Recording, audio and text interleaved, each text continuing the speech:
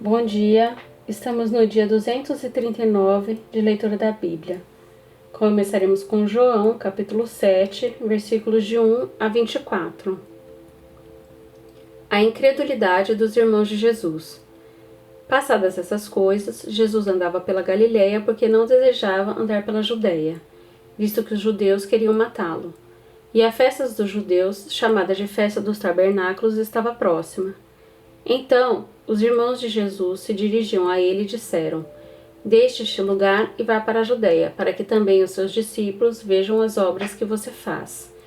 Porque se alguém quer ser conhecido, não pode realizar os seus feitos em segredo. Já que você faz essas coisas, manifeste-se ao mundo. Acontece que nem mesmo os irmãos de Jesus criam nele. Então Jesus lhes disse: O meu tempo ainda não chegou, mas para vocês qualquer tempo é oportuno. O mundo não pode odiar vocês, mas a mim ele odeia, porque eu dou testemunho a respeito dele, dizendo que as suas obras são más. Vocês vão para a festa. Eu não vou, porque o meu tempo ainda não se cumpriu. Tendo dito isso, Jesus continuou na Galileia. Jesus na festa dos tabernáculos. Depois que seus irmãos tinham ido à festa, Jesus também foi.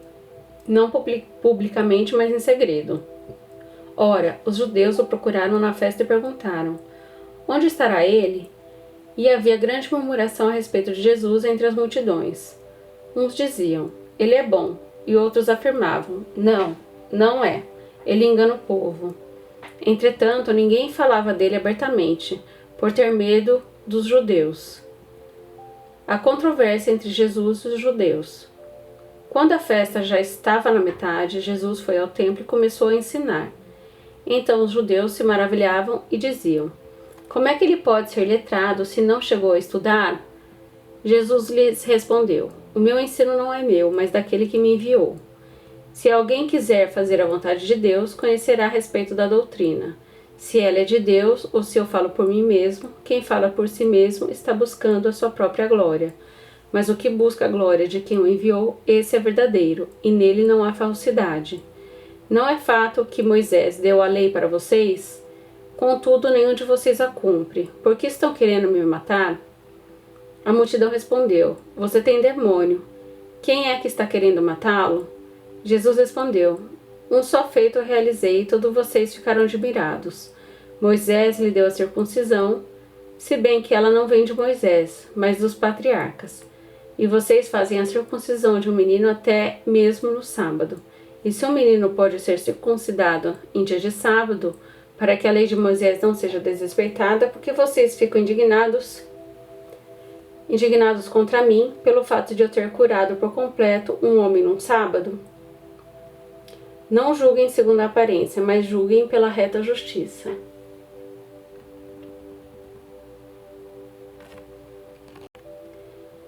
Livro 1 de Crônicas, capítulo 27. Os turnos de serviço para cada mês. São estes os filhos de Israel segundo o seu número, os chefes das famílias e os capitães de milhares e de centenas, com os seus oficiais, que serviam o rei em todos os negócios dos turnos que entravam e saíam de mês em mês durante o ano. Cada turno era de 24.000. Sobre o primeiro turno do primeiro mês estava Josobeão, filho de Zabdiel. Em seu turno havia 24.000. Ele era dos filhos de Pérez, chefe de todos os capitães dos exércitos, para o primeiro mês. Sobre o turno do segundo mês estava Dodai, o Auita, a cujo lado estava Miclote. Também em seu turno havia 24.000. O terceiro capitão dos exércitos e designado para o terceiro mês era Benaia, chefe, filho do sacerdote Joiada. Também em seu turno havia 24.000. Esse Benaia era homem poderoso entre os 30 e era o chefe deles. O seu turno estava ao encargo do seu filho Amizabade. O quarto para o quarto mês era Azael, irmão de Joabe, e depois dele Zebadia, seu filho. Também em seu turno havia 24.000. O quinto capitão para o quinto mês era Samute, o Israelita. Também em seu turno havia 24.000. O sexto para o sexto mês era Ira, filho de Iques, o Tecoíta. Também em seu turno havia 24.000. O sétimo para o sétimo mês era Reles, O Pelonita, dos filhos de Efraim, também em seu turno havia 24.000. O oitavo, para o oitavo mês, era Sibecai, o Uzatita, dos Zeraitas, também em seu turno havia 24.000. O nono, para o nono mês, era Abiezer, o Anatotita, dos Benjamitas, também em seu turno havia 24.000. O décimo, para o décimo mês, era Maarai, o Netofatita, dos Zeraitas, também em seu turno havia 24.000. O 11º, para o 11º mês, era Benaia, o Piratonita, dos filhos de Efraim, também em seu turno havia 24.000. O 12º, para o 12º mês, era Eudai, o Netofatita, de Otniel, também em seu turno havia 24.000. Os chefes das tribos. Estes foram os chefes das tribos de Israel. Sobre os Rubenitas era chefe Eliezer, filho de Zicri. Sobre os Simeonitas, Cefatias, filho de Maaca. Sobre os Levitas, Razabias, filho de Quemuel. Sobre os Aronitas, Zadok. Sobre Judá, Eliú dos irmãos de Davi. Sobre Issacar, Onri, filho de Micael. Sobre Zebulon, Ismaías, filho de Obadias. Sobre Naftali, Jerimote, filho de Azriel. Sobre os filhos de Efraim, Oséias, filho de Azazias. Sobre a meia tribo de Manassés, Joel, filho de Pedaías. Sobre a outra meia tribo de Manassés, em Gileade, Ido, filho de Zacarias. Sobre Benjamim, Jaziel, filho de Abner. Sobre Dan, Azarel, filho de Jeroão. Estes eram os chefes das tribos de Israel. Davi não contou os que tinham menos de 20 anos, porque o Senhor tinha dito que multiplicaria Israel como as estrelas do céu. Joabe, filho de Zeruia, tinha começado a contar o povo, porém não acabou, visto que por causa desse censo veio a grande ira sobre Israel. Por isso, o número não foi registrado na história do rei Davi. Administradores dos bens de Davi. Asmavete, filho de Adiel, cuidava dos tesouros do rei. Jonatas, filho de Uzias, cuidava do que o rei possuía nos campos, nas cidades, nas aldeias e nos castelos. Esri, filho de Quelube, cuidava dos lavradores do campo, que cultivavam a terra. Simei, o Ramatita, cuidava das vinhas, porém Zabde, o Sifmita, cuidava do que entrava das vinhas para as adegas. Baal-Hanã, o Gederita, cuidava dos olivais e sicômoros, que haviam em Cefelá, porém Joás cuidava do depósito do azeite. Sitrai, o Saronita, cuidava do gado que pastava em Saron. Porém, Safate, filho de Adlai, cuidava do gado dos vales. Obil, o Ismarita, cuidava dos camelos. Gedias, o Meronotita, cuidava das jumenta. Jaziz, o Hagareno, cuidava das ovelhas. Todos estes eram administradores dos bens do rei Davi. Conselheiros do rei. Jonatas, tio de Davi, era do conselho, homem sábio e escriba. Jeiel, filho de Ramone, cuidava dos filhos do rei. Aitofel era do conselho do rei. Husai, o arquita, era amigo do rei. Aitofel sucederam Joiada, filho de Benaia, e Abiatar. Joabe era comandante do exército do rei. Livro 1 de Crônicas, capítulo 28. Davi apresenta Salomão como seu sucessor. Davi convocou para Jerusalém todos os chefes de Israel, os chefes das tribos, os capitães dos turnos que serviam o rei, os capitães de 1000 e os de 100, os administradores de todos os bens e os rebanhos do rei e de seus filhos, bem como os oficiais, os poderosos e todos os guerreiros valentes. O rei Davi se pôs em pé e disse: Meus irmãos e meu povo, escutem. Eu tive a intenção de edificar um templo onde pudesse repousar a arca da aliança do Senhor e para que fosse o estrado dos pés do nosso Deus. Eu havia feito preparativos para essa construção. Porém, Deus me disse: Você não edificará um templo em meu nome, porque é homem de guerra e derramou muito sangue. O Senhor, Deus de Israel, me escolheu de toda a casa de meu pai para que eu fosse rei sobre Israel para sempre. Porque ele escolheu Judá por príncipe e da casa de Judá escolheu a casa de meu pai. E entre os filhos de meu pai se agradou de mim para me fazer rei sobre todo Israel. E de todos os meus filhos, porque muitos filhos me deu o Senhor. Ele escolheu Salomão para se assentar no trono do reino do Senhor sobre Israel.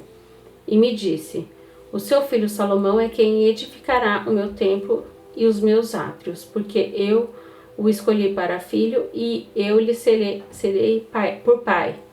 Estabelecerei o seu reino para sempre, se ele continuar a cumprir os meus mandamentos e os meus juízos, como tem feito até o dia de hoje. Portanto, agora em diante de todo Israel, a congregação do Senhor e diante do nosso Deus que me ouve, eu peço que vocês guardem e conheçam todos os mandamentos do Senhor, seu Deus, para que vocês possuam esta boa terra e possam deixá-la como herança aos seus filhos para sempre. Quanto a você, meu filho Salomão, conheça o Deus de seu pai e sirva-o de coração íntegro e espírito voluntário, porque o Senhor esquadrinha todos os corações e penetra todos os desígnios do pensamento. Se você o buscar, ele se deixará achar por você, mas se você o abandonar, ele o rejeitará para sempre. Agora tenha cuidado, porque o Senhor o escolheu para edificar uma casa que sirva de santuário. Seja forte e mãos à obra. Davi dá a Salomão a planta do templo. Davi entregou a Salomão, seu filho, a planta do pórtico com as suas casas, as suas tesourarias, os seus cenáculos e as suas câmaras interiores, bem como do lugar do propiciatório. Também entregou a planta de tudo que tinha em mente como referência aos átrios da casa do Senhor, e a todas as câmaras ao redor para os tesouros da casa de Deus, e para os tesouros das coisas consagradas.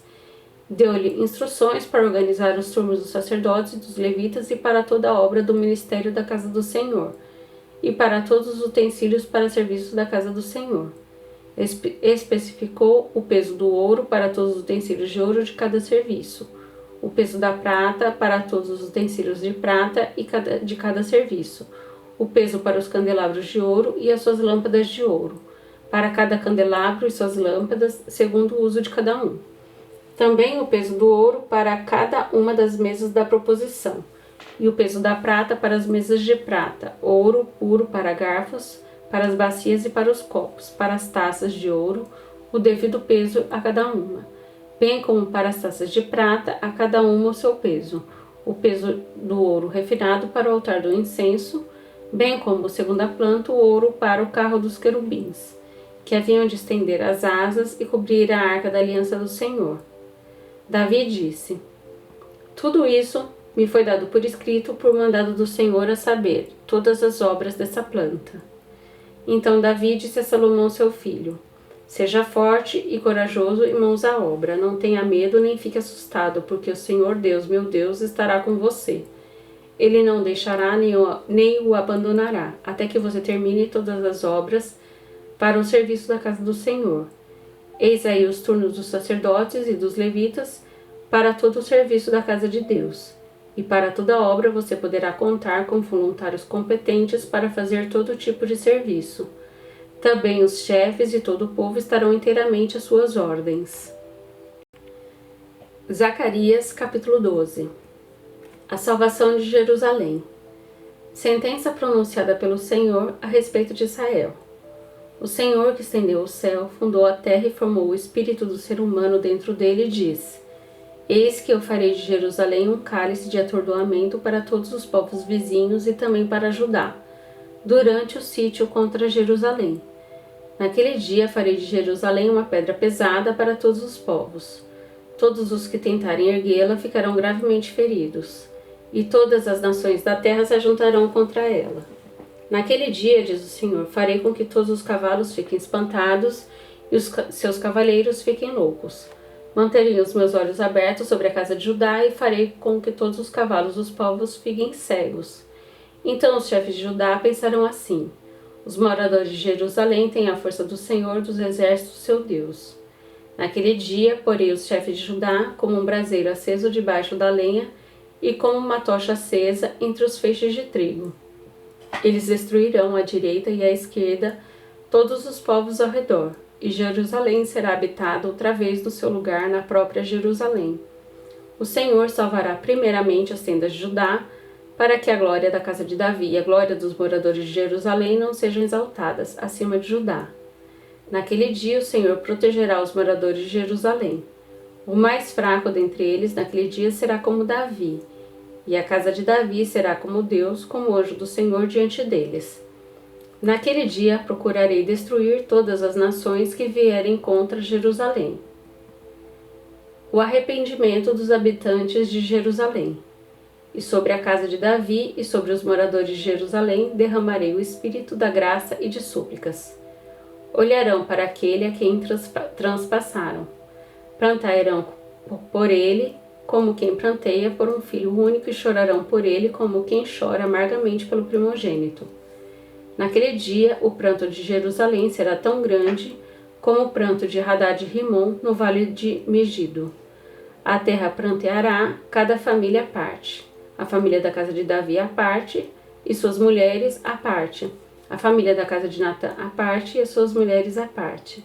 A família da casa de Levi à parte, e as suas mulheres à parte. A família de Simeitas à parte, e as suas mulheres à parte.